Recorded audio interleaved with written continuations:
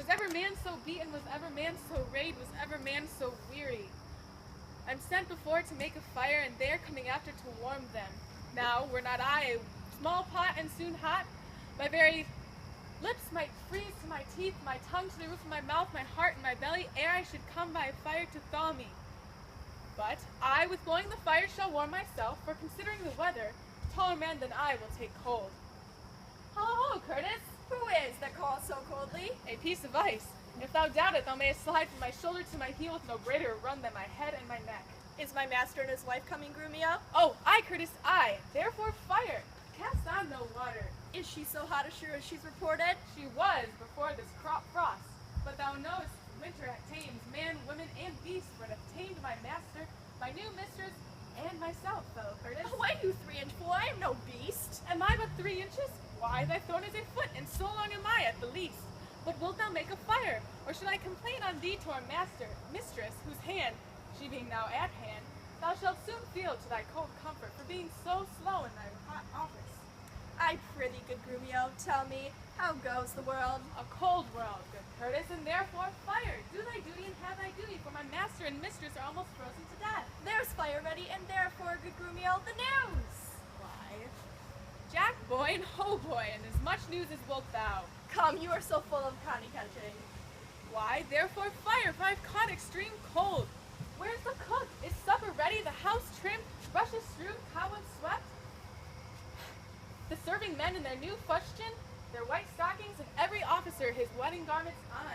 Be the jacks fair within and the jills fair without, the carpets laid, everything ready?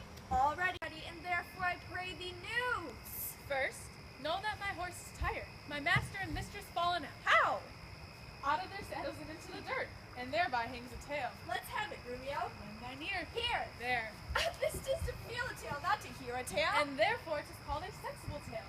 And that cuff was but to knock at your ear and beseech listening. Now I begin. Infamous. We came down a foul hill, my master riding behind my mistress. Both of one horse? What's that to thou? Why, a horse. Tell thou the tale. Hadst thou not crossed me, thou shouldst have heard how her horse fell and she under her horse. Thou shouldst have heard how she was bemoiled, how he left her with the horse upon her, how he beat me because her horse stumbled, how she waded through the dirt to pluck him off me, how he swore, how she prayed that never prayed before. How I cried, how the horses ran away, how her bridle was burst, how I lost my crupper, and many things of worthy memory that now shall die in oblivion, and return unexperienced to thy grave. By this reckoning, he is more sure than she. Aye, and thou and the proudest of you all shall find once he comes home. But what talk I of this? Call forth Nathaniel, Joseph, Nicholas, Philip, Walter, Sugarsop, and the rest, with their hairs be slickly combed, their blue coats brushed, their garters of an indifferent color. Let them curtsy with their left leg and not presume to touch a hair of my master's tail till they kiss their hand. Are they ready? They are. Call them forth. Do you hear, ho? You must meet my master to countenance my mistress. Why, she hath a face of her own. Who knows not that? Thou, it seems, that calls for company to countenance her. I call them forth to credit her. Why, she comes to borrow nothing of them.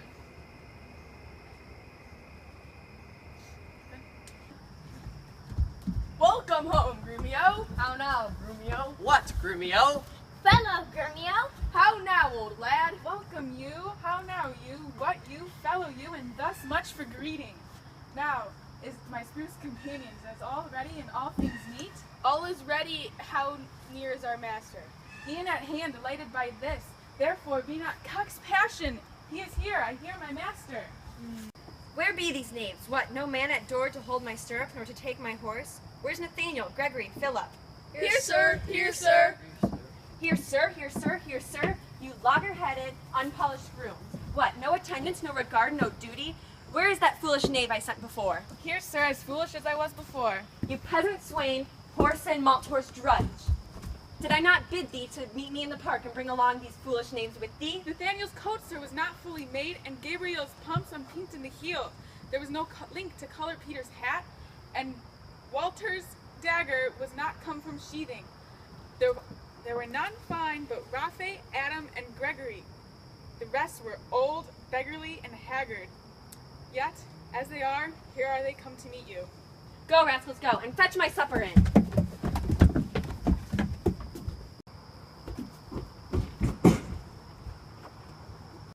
Where's the life that late I led? Where are those?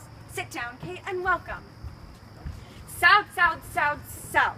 Why, when I say, nay, good sweet Kate, be merry. Off with my boots, you rogues, you villains, when? It was the friar of orders gray, as forth went on his way. Out, you rogue, you pluck my foot away, take that, and mend the plucking of the other. Be merry, Kate. Some water, what ho? Where's my spaniel Trowlis? Sirrah, get you hence, and bid my cousin Ferdinand come hither. Oh, Kate, that you must be acquainted with. Where are my slippers? Shall I have some water? Come, Kate, and wash wholeheartedly. You horse and villain, will you let it fall? Patience, pray you, 'twas a fault unwilling. A horse and beetle-head flap-eared knave. Come, Kate, sit down. I know you have a stomach. Will you give thanks, sweet Kate, or else shall I? What's this, mutton? I. Who brought it? I. 'Tis burnt, and so is all the meat. What dogs are these? Where is the rascal cook? How durst you villains bring it from the dresser and serve it to me thus? Take it all, and trenchers, cups, and all. You headless joltheads and unmannered slaves, what do you grumble? I'll be straight with you. I pray you, husband, be not so disquiet. The meat was well if you were so contented. I tell thee, Kate, 'twas burnt and dried away, and I expressly am forbid to touch it. For it engenders choler and planteth anger, and I better swear that both of us did fast, since of ourselves are choleric. Then feed it with such other oven roasted flesh. Be patient, tomorrow shall be mended, for this night we will fast for company. I will bring thee to thy bridal chamber.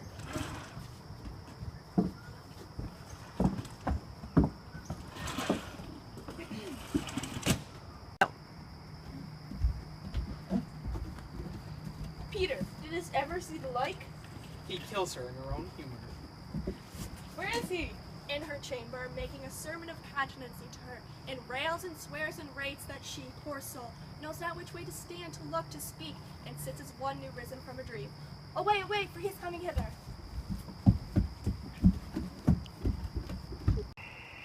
Thus I have politically begun my reign, and 'tis my hope to end successfully. My falcon is now sharp and passing empty. Until she stoops, she must not be full gorged, for she will never look upon her lure.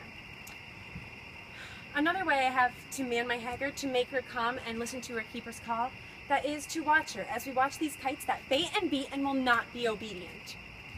She ate no meat last night, nor none shall eat. Last night she slept not, nor tonight she shall not. As for the meat, some undeserved fault.